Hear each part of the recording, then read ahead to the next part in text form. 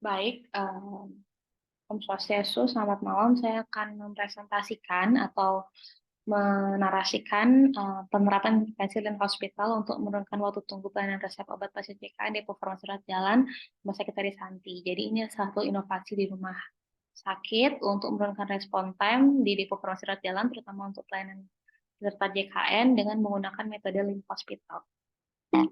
Jadi, mengapa pertama dilakukan inovasi pada depo farmasi rawat jalan? Karena memang dari waktu tunggu di depo farmasi rawat jalan, terutama depo farmasi rawat jalan JKN, itu respon time-nya belum memenuhi standar pelayanan minimum yang ditetapkan oleh Menteri Kesehatan dalam Keputusan Menteri Kesehatan Nomor 179 mengenai standar pelayanan minimum yang menyatakan bahwa waktu tunggu pelayanan farmasi rawat jalan untuk obat non-racik itu sebesar di bawah 30 menit, sedangkan untuk obat non-racik itu adalah kurang dari 60 menit.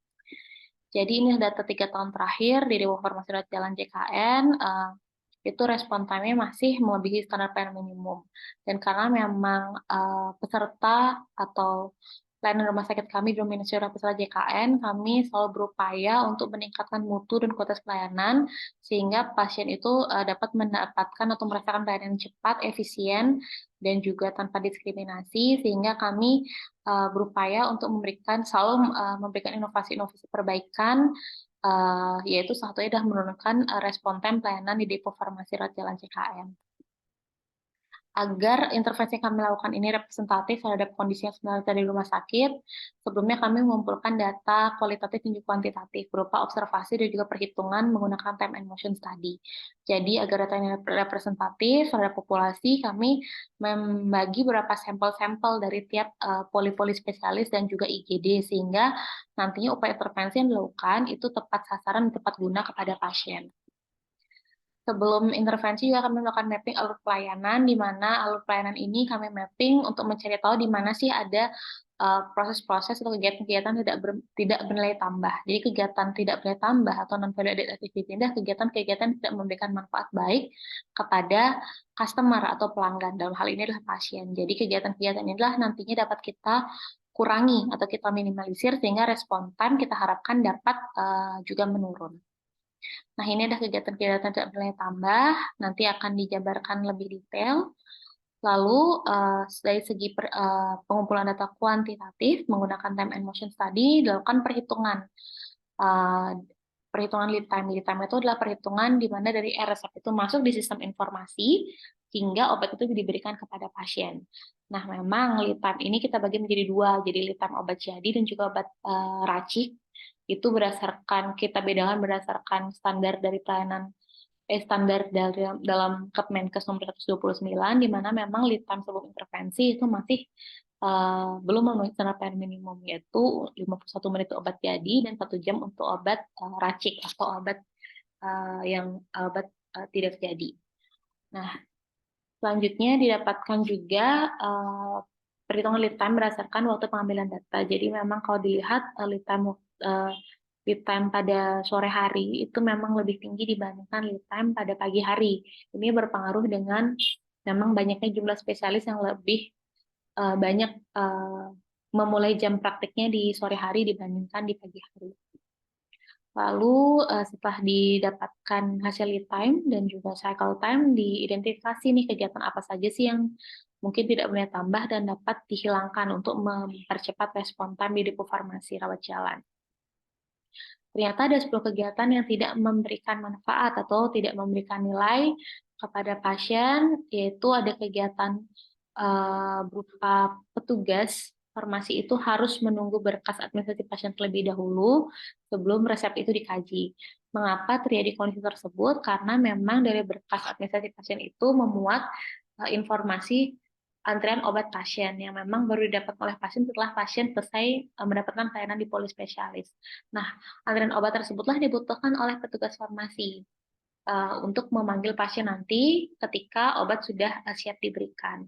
Selain itu ada juga proses non-value added activity lainnya, yaitu petugas farmasi itu harus melakukan entry ulang pada billing kronis yang memang belum terintegrasi dengan IMR, padahal sebelumnya resep obat kronis tersebut sudah di entry di EMR oleh dokter spesialis. Kemudian ada juga kegiatan-kegiatan tidak bernilai lainnya, yaitu petugas farmasi harus membuka hasil lab satu persatu di EMR pasien, dan juga harus mencari tahu kapan terakhir pasien kontrol, untuk melakukan restriksi, terutama pada pengkajian obat kronis, karena memang kan pada pengkajian obat kronis itu ada beberapa kondisi-kondisi restriksi ya.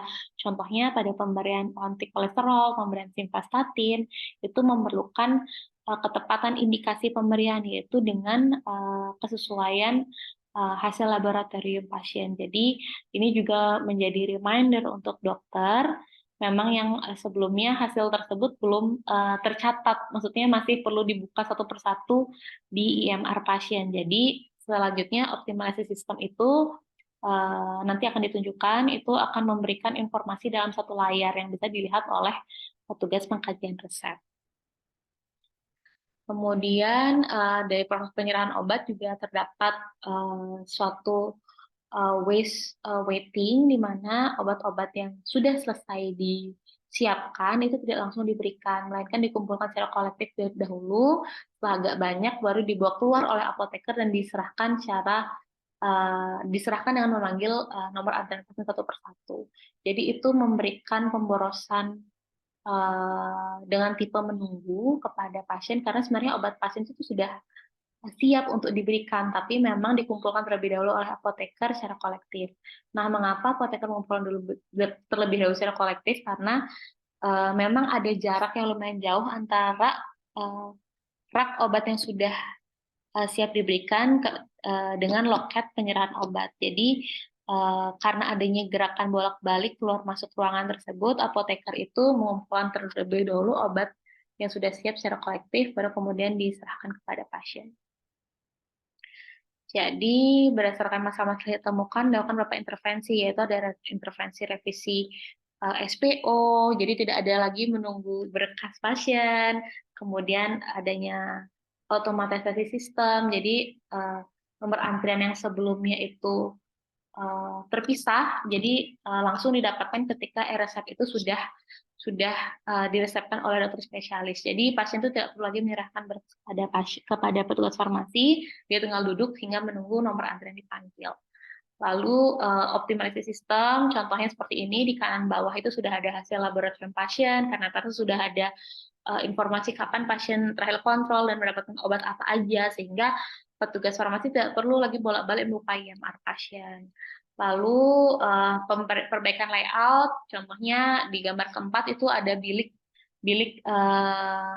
yang digunakan oleh petugas farmasi untuk mengambil obat yang sudah ready. Jadi apoteker tidak perlu keluar masuk loket farmasi lagi, lalu ada penambahan loket lagi sehingga penyerahan obat lebih cepat diberikan. Lead time setelah intervensi memang belum memenuhi syarat pelayanan minimum, namun terjadi penurunan respon time dari 53 menit ke 39 menit dan dari 1 jam ke 42 menit. Memang Lean inilah tipe perbaikannya adalah continuous improvement atau perbaikan berkelanjutan, sehingga memang dalam inovasi ini perlu dilakukan kembali evaluasi perbaikan berkelanjutan sehingga didapatkan hasil yang maksimal kepada pasien. Sekian mungkin penjelasan saya mengenai inovasi yang kami lakukan. Untuk selanjutnya, semoga kami bisa selalu berbenah dan memberikan inovasi-inovasi yang dapat meningkatkan mutu pelayanan pasien, baik itu pelayanan pasien JKN maupun non-JKN. Terima kasih.